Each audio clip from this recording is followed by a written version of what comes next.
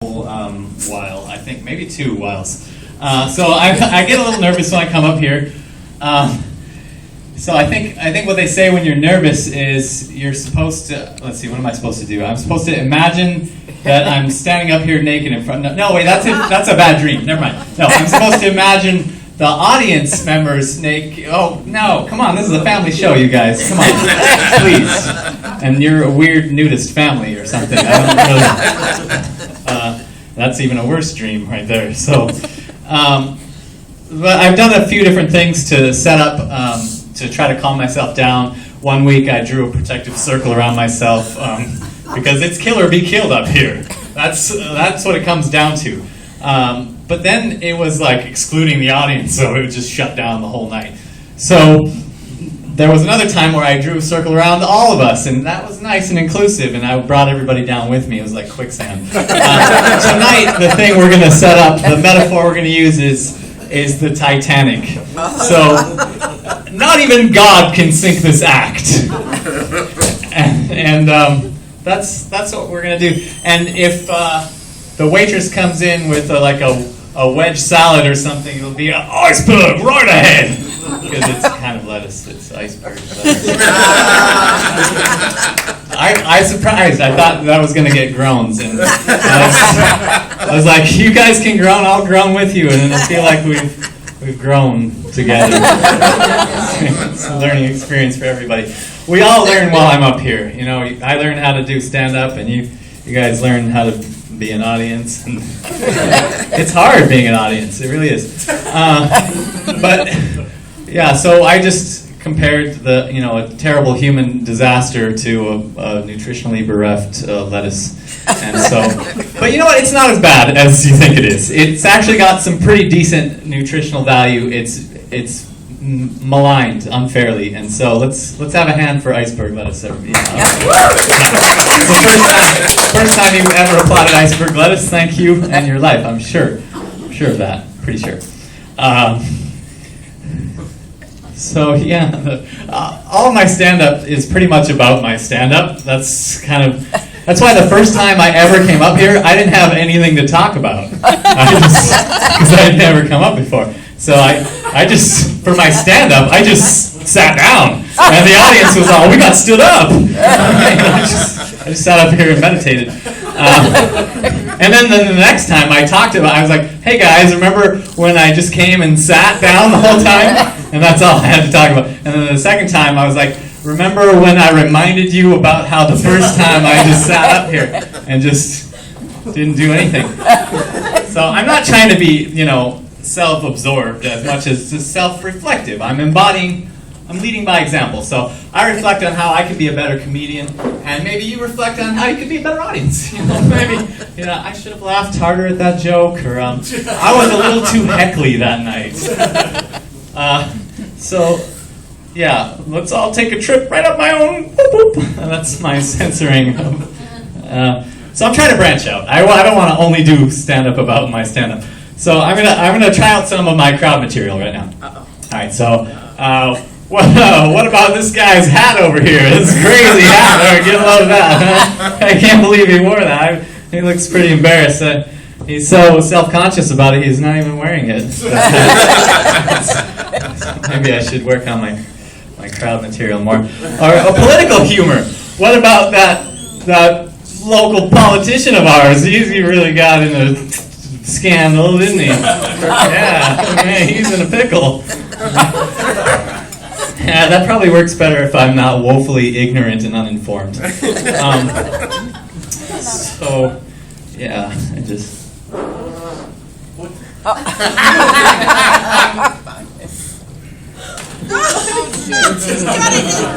I have a lot of ideas for different food recipes. I'm not going to do the ones I normally do. I thought, what if there was a company that made or just a restaurant that made a food sandwich or like a food burrito. It's like a normal burrito, but it has food inside of it instead. And that's not scary. If it was written on the package, if it was sold in a store and it said contains food, they can't lie to you. So even though they're not saying what it is, it's not scary to have a food burrito. And then what if the food inside was a food burrito. And it would just keep getting like food burrito inside of food. It would just be layers of tortilla inside of tortilla inside of tortilla. And if you peel them all away, then what is left in the middle? Tortilla. The universe. There's a Buddhist sort of joke. So it's just like kind of like that. Like I keep telling these jokes, and then the audience members just peel away, and I'm just talking to myself in a room, and it's the whole universe I'm talking about. So. Yeah.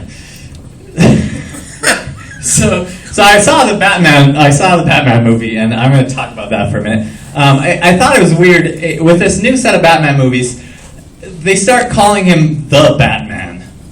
The Batman. What? He was always just Batman before that. When did it become cool to call him the Batman? Maybe the first time or two, like when it was novel. Hey, it's the Batman. It's that Bat guy.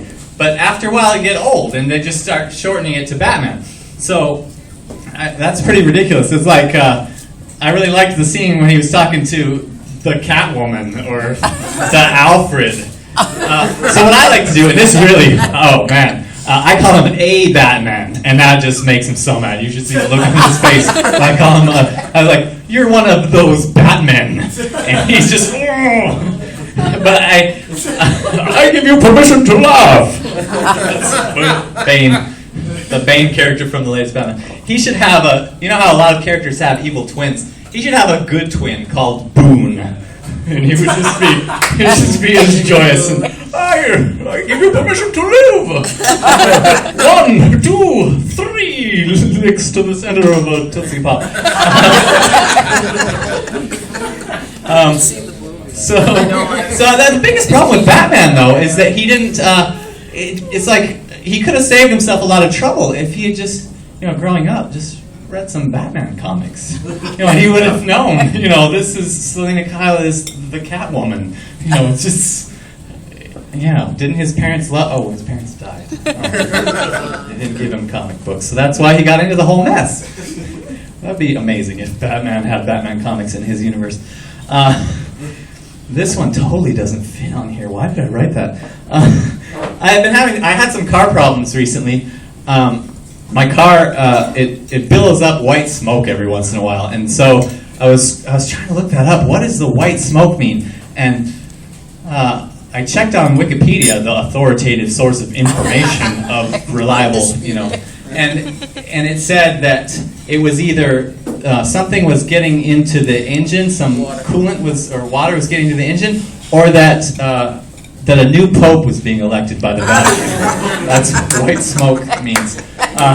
So I just started dealing with it, and it starts to smell a little bit weird sometimes too. So what I do to fix it is when I get out of my car and it starts to smell, I just walk away really fast, and then it doesn't bother me, and then there's no bad smell. So that's gonna totally work forever.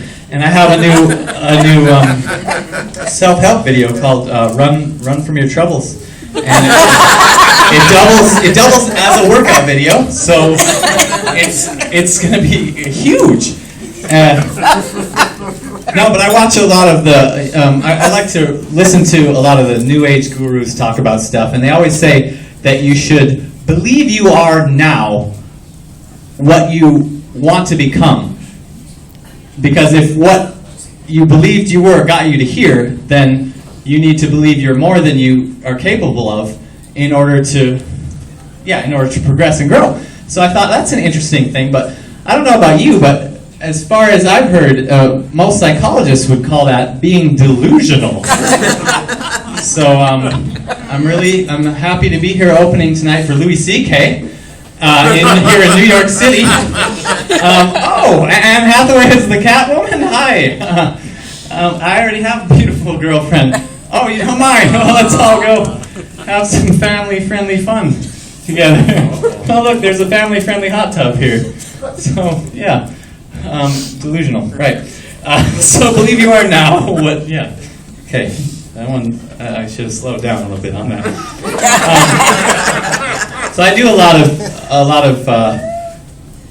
lot of fasting,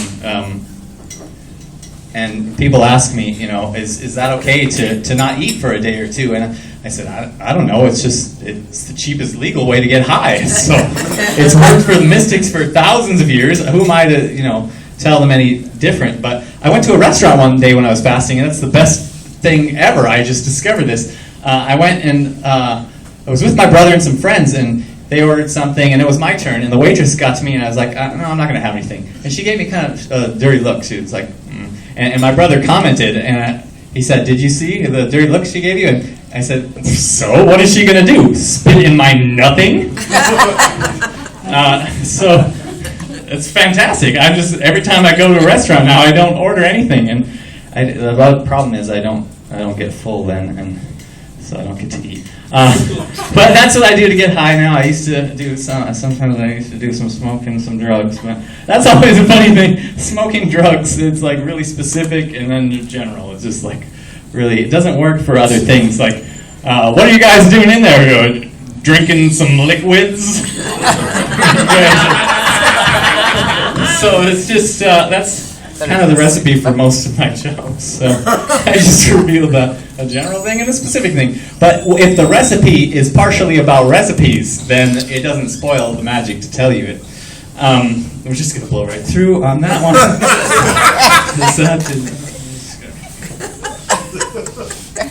So I got down to kind of like what the secret of the universe is. I'm always trying to reverse engineer the universe, because for a living I program computers to make me cry. And I'm really good at that. And so I discovered that the secret of the universe is that everything is metaphor, and the rest is icing on the cake. That's a metaphor for you. So, but no, seriously, think about it. Even physical matter, like you think it's solid, but it's made up of all these particles that have all this space between them, and then even those are just like big empty spaces where there's a chance of observing an electron in a certain spot.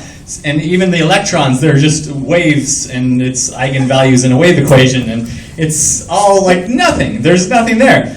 And so really what happened was nothing said to itself, I'm not myself today, and then here we are. That's how it happened. I practiced that sound in the bathroom today. And then I flushed the toilet!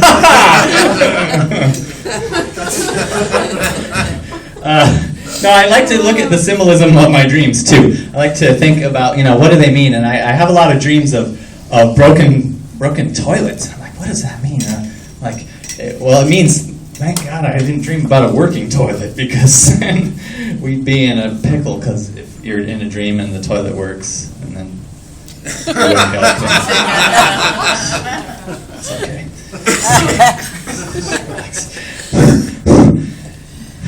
Okay, skipping that one. No, but it's my job, to lie to you up here. So, which means that it's my job to tell you the truth. Which means that it's true that it's my job to lie to you up here. Which means that oh, please help me, save me. Don't say you're a great audience. Well, you won't know which way I'm on when So, So I was hanging out with some friends today, and they were driving across the country, and they needed a place to stay. And there was some miscommunication where they thought they were going to stay with me, and I never said I don't live a place where people can stay anymore. I live with some other people that are trying to take care of their house, and they don't want anyone murdering them in the middle of the night. And so it was kind of awkward last night, but we arranged something. Apparently they had an uncle. One of the guys had an uncle, and it was a place that they were able to stay for the night. And I thought, how great would that be to have a surprise uncle just like pop up just like that? What if my girlfriend and I were traveling across country, and we had a surprise uncle, and someone would ask, I was like, we're expecting a new arrival, and they're like, oh, congratulations, is it a boy or a girl? And it's like, no, it's an uncle. and then it'd be like, oh, you would make such a lovely niece and nephew. You're going to be great. So that's really cool. even though I'm not telling it like that. My least favorite color is red, because when I see that the carpet turns red, I realize my arm has been chopped off. So that sucks. And I was talking to some guy who was like, he was just so angry. I was like, has roid rage or something, either steroids or hemorrhoids. I'm not sure which one it was. Whichever makes you more inflamed. But he was like, I'm like, hey, let's just sit down and talk about this. And he was like, no, I will not sit down. It hurts too much. So that's roid rage, and I've gotten all out of order. So have you ever been in a social situation where you've been talking to some people for a while and you realize you never introduced yourself, and it becomes then impossible to, because you're already talking to them, and you can never ever introduce yourself to them, and it has to stay awkward forever. There's no other choice but to kidnap them and take them to your basement and chain them up and keep them alive, fed on horse meat. I'm Jerry, by the way. Nice to meet you all. I like to think of, there's a lot of sacred rooms in the house. Like, the two most sacred rooms in your house, to me, are the kitchen and the bathroom. It's where the energy, you prepare the energy that comes into your body, and is, the stuff that it leaves, to become energy again in the bathroom. So the kitchen, it's a sacred place, because it's where we all, we prepare the family horse meat together. That's what we all do as American tradition, right? And then the bathroom, I already described that, because I actually started to go in order. Until I got way out of order. So all I'm saying is, if you ever need me to come by and perform, I perform shamanic services where I'll bless your kitchen, I'll eat your food for a while, and bless your bathroom. I'll use that. And so if you have a place I can stay, that'd be really good. Last but least. I'm going to check my notes here. I have a bucket list of things everybody should have a bucket list, I think. And so the three things on my bucket list are mop water, confetti, and fried chicken. And I hope you caught on, because those are the only three examples of buckets that I can think of. There are different kinds of buckets. And that's all the buckets. Those are all the buckets that there are any of. That's it. There's no other kind of bucket. And but really the three things I would like, most are I'd love to see a football game in Lambeau Field. I'm a big Packers fan, and that would just be quite an experience. And performing stand-up comedy is something I've always, wanted to try, and I'm getting into it now. And horse meat was thanks everybody. I'm just gonna take my notes here and. Jerry knows, well, let him know. Come on.